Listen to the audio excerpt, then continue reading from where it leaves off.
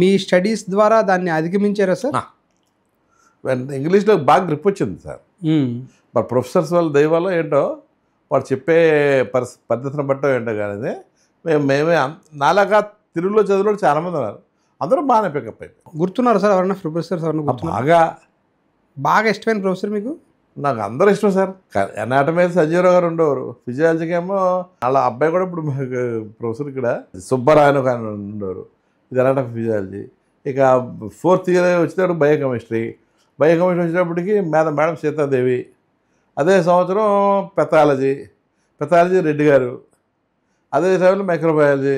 వీళ్ళందరూ తెలుగు మీడియంగా మీరు ఆ క్లాస్లో ఎంటర్ అయినప్పుడు వెనకబడి ఉంటారు కాబట్టి పుషప్ చేసేవారు సార్ లెక్చరర్స్ అందరూ కూడా? ఎవ్వరు తెలుగు గురించి ఇన్సల్ట్గా మాట్లాడటం కానీ ఇంగ్లీష్ నేర్చుకోకపోతే పోతారని అలా ఎప్పుడు లేదు సార్. ఇంగ్లీష్ వల్ల ఫెయిల్ అవ్వడం ఎవడో తక్కువ. ఏమనుకున్నారు సార్ అంటే ఎంబీబీఎస్ చేతి పట్ట వచ్చిన తర్వాత మీ ఊర్లో మీరే మొదటి డాక్టరా లేకపోతే? చాలామంది ఉన్నారు సార్ మీ ఊర్లో. మాకు ఊళ్ళో చాలామంది డాక్టర్స్ ఉన్నారు సార్. నేను డాక్టర్ అయిన తర్వాత నాకు పెద్ద ఎక్సైట్మెంట్ ఏమి లేదు సార్. ఎవరినైనా చూసి డాక్టర్ చదవాలనుకున్నారా లేకపోతే? అలా ఏమి లేదు సార్. ఎంట్రన్స్ రాసాము, వచ్చింది కదా చదివాము. మా నాన్నకి ఇష్టం. మీ ఊర్లో ఎవరైనా అంటే మీ కమ్యూనిటీలో ఎవరైనా ఇంతకుముందు ఎవరైనా డాక్టర్ అయ్యారా సార్? చాలా మంది ఉన్నారు. డాక్టర్ గంగరాజు గారు ఉన్నారు, డాక్టర్ సంజీవరావు గారు ఉన్నారు, డాక్టర్ కాశీ గారు ఉన్నారు, డాక్టర్ అంజీ గారు ఉన్నారు. 4-5 ఉన్నారు. వాళ్ళు చూసిన తర్వాత మీకు ఏమనిపించింది? డాక్టర్ అలా అనిపించలేదు? మీరు మామూలుగానే అయ్యారు? మామూలుగానే. డాక్టర్ అయిన తర్వాత ఏం చేశారు సార్ తర్వాత? అంటే డాక్టర్ అయిపోయిన వెంటనే ఢిల్లీ ఇక్కడ వైజాగ్లో ఉండదలుచుకోలేదు. ఎందుకో ఢిల్లీ వెళ్ళిపోదామని అప్పటికే రాసి ఉన్నా ఎగ్జామ్. ఏ ఎగ్జామ్ రాశారు sir? UPSC combined medical examination. అది రాస్తే వచ్చేసింది. నేను ఎంబీబీఎస్ అయిపోయి పరీక్ష పాస్ అవుతుంటే ఈ పక్కన ఆఫర్ ఆఫ్ అపాయింట్మెంట్ వచ్చింది. అది తీసుకుని వెళ్ళిపోయాను. నేను ఢిల్లీ వెళ్ళిపోయాను. ఢిల్లీలో స్ట్రగుల్ అయ్యారు సార్ ఒక 1 year. ఎలాగా? హిందీ రాదు, అక్కడేమో హిందీ మాట్లాడాలి, ఇదేమో మెడికల్. వాళ్ళు బాధ అర్థం చేసుకోవాలి. అర్థం చేసుకోకుండా మీరు కేవలం అలా సింపతి చూపిస్తే కుదరదు. సరిగ్గా మెడిసిన్స్ రాయాలి. మెడిసిన్స్ రాసినప్పుడు అర్థం చేసుకోకపోతే కష్టం. ఇప్పుడు మీరు అంటే ఢిల్లీ లాంటి ప్లేస్లో అంటే ఇప్పుడు వైజాగ్ వెళ్ళడమే మీకు కొత్త సిటీకి, అలాంటిది ఏకంగా ఢిల్లీ వెళ్ళాలనుకున్నప్పుడు ఇంట్లో అయినా అభ్యంతరం పెట్టారా సార్? మరి లేదండి. లేదు. నేను ఢిల్లీ వెళ్తున్నప్పుడు కూడా ఫస్ట్ టైం అనేది జనవరి వెళ్ళాను సార్. సంక్రాంతి టైంలో వెళ్ళాను. జనవరి చలికి నాకు స్వెటర్ లేవు సార్. ఒకే ఒక చొక్కా, ఒక ప్యాంటు అంతే. ఒక జత బట్టలతో ఢిల్లీ వెళ్ళారు? ఒక జత బట్టలతో నా ఒంటి మీద అండి. నాకు ఎక్స్ట్రా ఏమి లేవండి. అంతే. ఒక పేపర్ ముక్క అంటే అపాయింట్మెంట్ చలిగి జనవరిలో. మరి రెండో జత అంటూ మరి ఉండాలి? లేవు సార్. లేవు. ఒక జత బట్టలతో ఢిల్లీ వెళ్ళిపోయాను సార్. మరి ఎక్కడున్నారు అప్పుడు? అక్కడ దిగి హాస్టల్కి వెళ్ళాను సార్. ఏదో హాస్టల్కి జవహర్లాల్ నెహ్రూ యూనివర్సిటీ ఒక ఆయన తెలిసిన ఆయన కోలాయన సంబంధించి ఒక ఆయన ఉంటే ఆయన అడ్రస్ తెలుసుకుని మొత్తానికి బస్సు ఎక్కి వెళ్ళాను సార్. ఆ రోజు అనిపించింది సార్ చచ్చిపోతానేమో అని. ఎందుకు? ఆ చలికి తట్టుకోలేక చచ్చిపోతాను అనుకున్నాను. కోట్ లేదు, ఏమి లేదు సార్, కంబల్ లేదు, షర్ట్ కూడా ఫుల్ హ్యాండ్స్ కాదు సార్. ఆ బస్సు ఎక్కిన బస్సు కూడా వెనకాల అద్దాలు లేవు సార్ దానికి. ఇక బస్సు ఎక్కి వెళ్తుంటే సార్ గాలికి చలికి అబ్బో. మరి ఎలా ఉన్నారు ఒక జత బట్టలతోటి?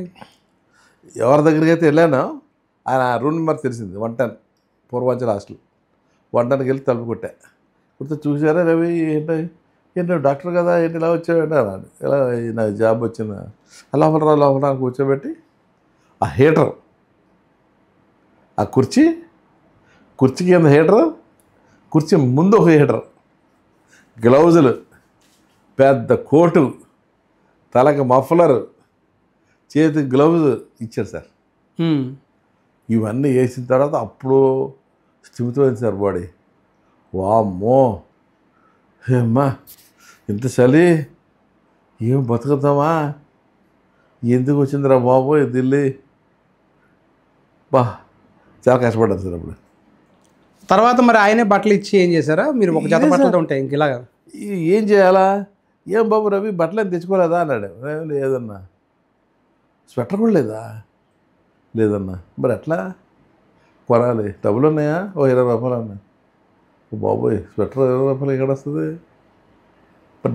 భోజనం ఏం లేదన్నా, ఇదే సరే పద ఓ పని చేద్దాం కొందామని మునిరకాయ తీసుకెళ్ళాడు సార్ బస్ ఎక్కి.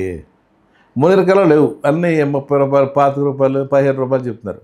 బాబు ఎంత కాస్ట్ నేను ఎక్కడ చెప్పట్టుకోగలనా, నా వాళ్ళు కాదని చెప్పి, ఏంటి బాస్ 2 రూపాయలు 3 రూపాయలకి ఎంత దొరకవా, అటువంటి ఏమండవా సెకండ్ హ్యాండ్ అడిగితే రెడ్ ఫోర్డ్ దగ్గర ఉంటాయని చెప్పాడు.